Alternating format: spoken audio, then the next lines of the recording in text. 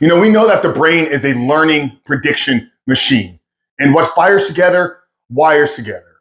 But what this means for us, the men that are struggling with a pornography addiction, and how this is showing up in our life and in our relationships and in our ability to create deep, meaningful connections, is that we've trained, we've programmed, we've wired ourselves to be voyeurs, to use people as objects for our own internal pleasure, not as sources for connection, sources for intimacy. And if we can understand how this has happened, and it is our own behaviors that have been driving how we see people, we can step back, begin to take a rational approach to quitting porn, rebooting and rewiring your brain. But at the end of the day, man, you can step into life that I believe you all were created to live. You see, I know what it's like as a struggling porn addict, to not feel connection to others, to feel isolated at times, to struggle with social anxiety, to maybe feel like people don't understand you and never would understand you if you opened up and you shared what you were going through. But is this their fault? Or is this our own behaviors that have led us to thinking like this? You see, whether we've been consuming porn for a year, 5 years, 10 years, it doesn't matter. Every time we return back to the screen and we use people, objects, or we use people as objects for our own pleasure, we are hardening those neural pathways. We are hardening those deep neural connections. And they've done research and brain scans showing that in the act of consuming pornography, the part of your brain that is built and wired for deep, meaningful connections is shut off. And the part of the brain that is meant to respond to objects is what's turned on.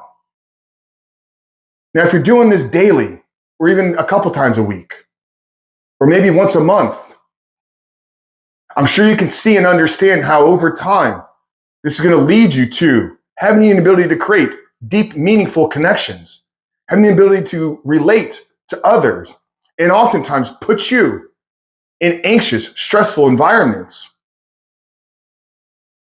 Because deep down in your heart, you know the person that you're looking at is a human being, but your brain is telling them that they're an object. And this, once again, is a byproduct of our own actions, consuming pornography. And this is why quitting porn is not just about removing pornography out of your life, going 30, 60, 90 days. Yes, men, you have to succeed in doing that.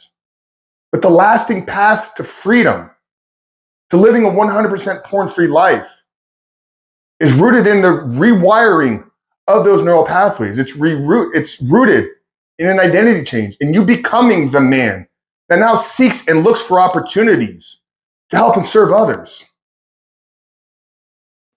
So if you're watching this and resonating with you, like, Frank, I get it now.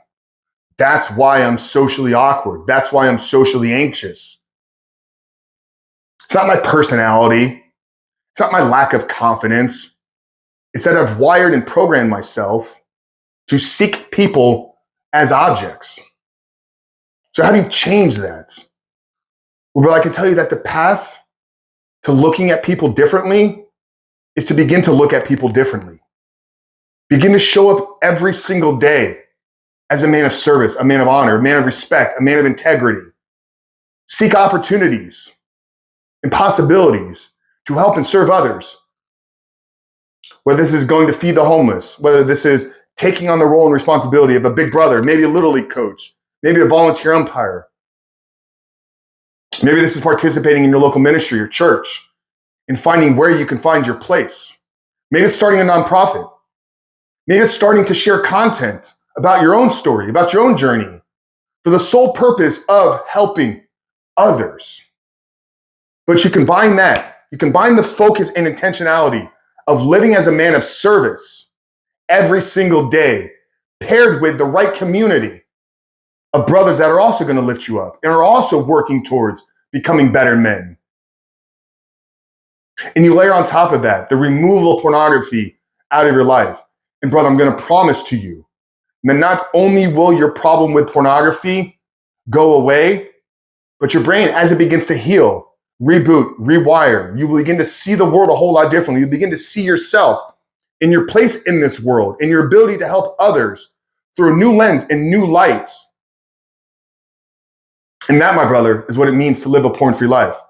That's what truly transcending your addiction to pornography. That's what's truly breaking free and never having to return back. It's not about managing triggers and urges and sexual temptations. Yes, you're going to have to deal with those. But porn-free men that put others first, men that show up in the world to create a better world for everybody, realize that thoughts, triggers, and urges are a part of the battle that they're going to have to fight every single day. It's a part of the enemy's plan to keep you down. But if you can understand that you were created for a purpose, and a part of that purpose is to help and serve others, and there's unique gifts resting and living inside of you. And every time you return back to the screen, you shut those gifts off. You put a barrier in between you and the world. And you're not honoring yourself, you're not honoring others, and most importantly, you're not honoring God. So guys, I believe in you.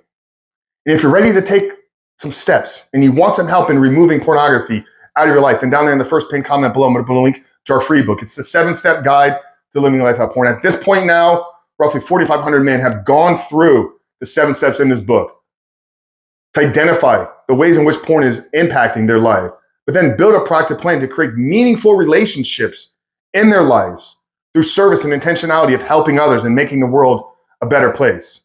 So check it out there in the pinned comment below. But Frank Ridge at Rebuild Recovery, I love you guys. Your path to overcoming your addiction is going to be found in the service of others. See you in the next one.